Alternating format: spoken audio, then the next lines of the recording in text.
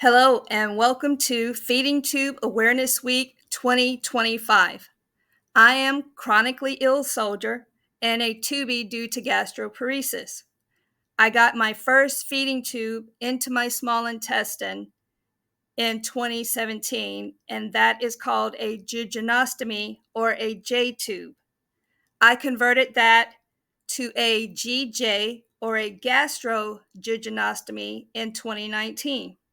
In 2020, that was changed to just a G tube for venting and draining my stomach.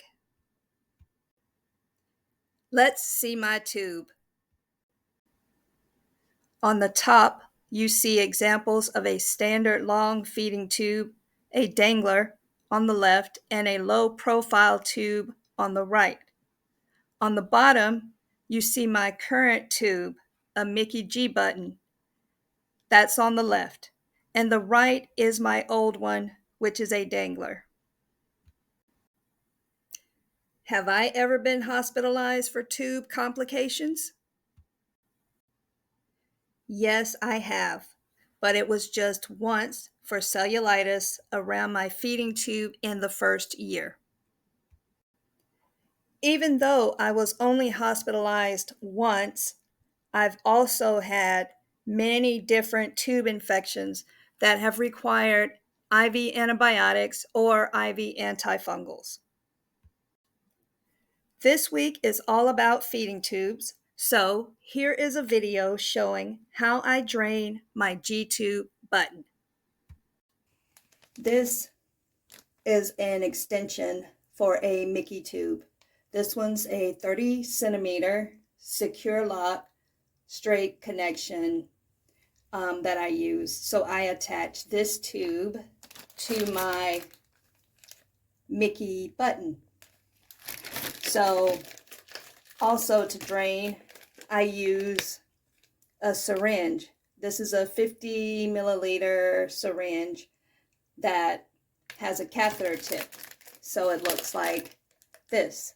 And that will attach basically to this, like that. That blue piece will attach. And then something else that I use is a cup of water. And I just use this to put the tube in, or the catheter in, to drain the water so I can put it into the extension.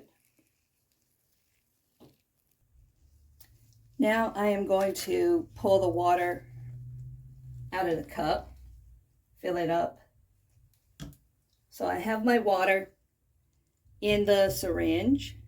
The next step would be to attach the extension. So I'm going to show you how to do that.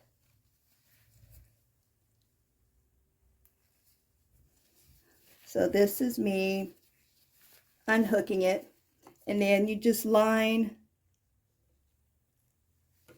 the black piece up right there. I line that up onto the extension, or onto from the extension onto the tube. So now that is hooked up. So what I do is I add water into the extension.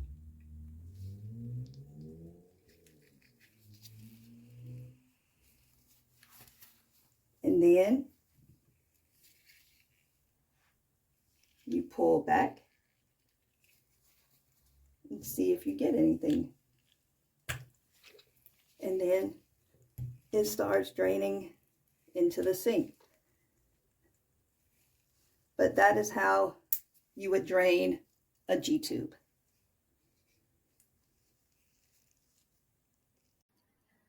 I also want to show a tip for cutting 4x4 regular split gauze into smaller, more usable pieces. This is my gauze. I use a 4x4, but what I do to make it the size that I want is take this and I cut it in half. Just fold it and I cut. Then I take the half, put it along that line, fold it over, cut that.